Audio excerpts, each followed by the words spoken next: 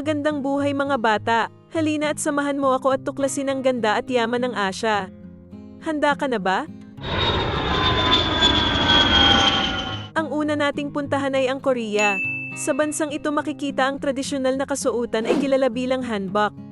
Ito ay may magkakaibang disenyo para sa kalalakihan at kababaihan. Sa kasalukuyan, ang mga Koreano ay kadalasang nagsusuot ng kasuotan ng kanluran sa pang-araw-araw na buhay, ngunit ang hanbok ay ginagamit pa rin sa mga espesyal na okasyon.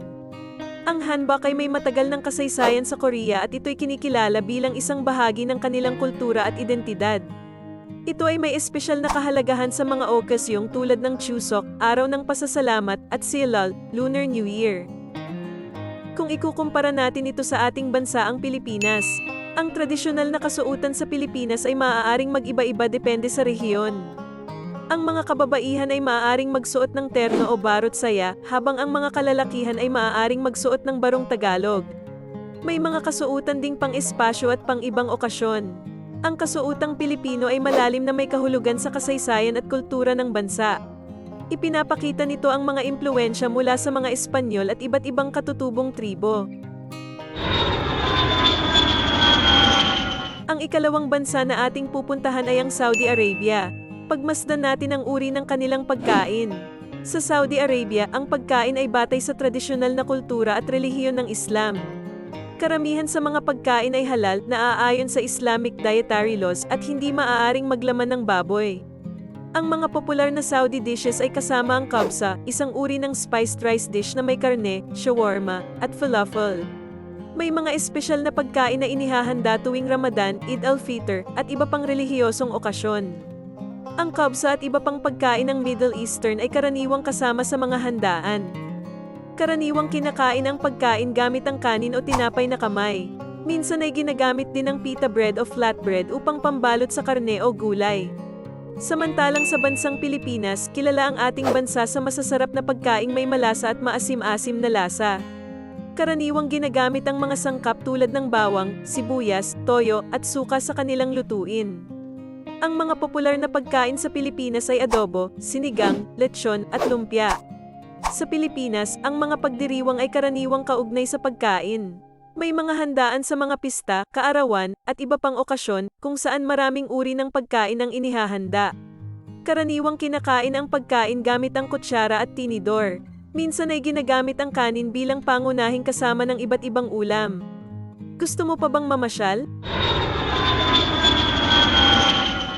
Halika at lumipad tayo patungo sa Taiwan.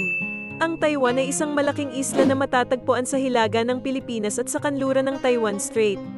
Ito ay may karagatan sa silangan at bundok sa kanluran. Ang Taiwan ay madalas tamaan ng mga bagyo, ngunit hindi ito karaniwang daanan ng mga bagyo gaya ng Pilipinas. Ang klima ng Taiwan ay medyo malamig kaysa sa Pilipinas, lalo na sa mga bundok nito. Ang Taiwan ay may humid subtropical climate na nangangahulugang may mga malamig na taglamig at mainit na tag-init.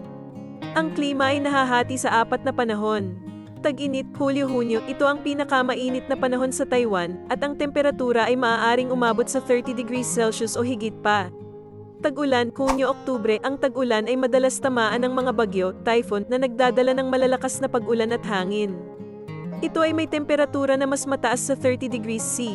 Taglamig, Nobyembre-Pebrero, sa taglamig, ang temperatura ay bumababa at maaari itong umabot sa 10 degrees Celsius sa mga mataas na bundok.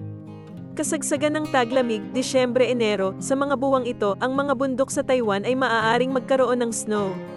Samantalang dito sa atin ay may tropical climate at matatagpuan malapit sa ekwator kaya't may malaasang tag-init at tag-ulan.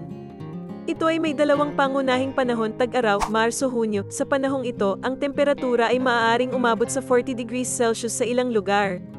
Ito ang panahon ng mainit na araw. Tag-ulan, Hulyo-Pebrero, ito ang panahon ng mga malalakas na pag-ulan at bagyo.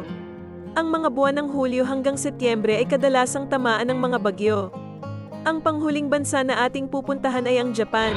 Pakinggan nga natin ang pinagmulan ng bansang Japan at ikumpara natin ito sa ating bansa. Pamahiin ng pinagmulan ng Japan, kasaysayang Shinto. Sa alamat ng kasaysayang Shinto, itinuturing na unang emperador ng Japan si Emperor Jima, ang apo ni Amaterasu, ang diyosa ng araw. Ayon sa kwento, isinilang si Jima noong 660 BC. Si Amaterasu ang nagpadala sa kanya sa mundo ng mga tao upang pamunuan ang Japan. Dahil dito, ang mga Hapones ay naniniwala na sila ay lahi ng mga Diyos at ang kanilang emperador ay ang anak ng Diyos. Ang alamat na ito ay nagbibigay ng buhay at pagkakakilanlan sa kanilang bansa at monarkiya. Ngunit sa Pilipinas naman kasaysayang epiko naman ang basehan. Ang kwento ng Maharlika at Maganda ay isang halimbawa ng pamahiing naglalarawan ng pinagmulan ng tao sa mga isla.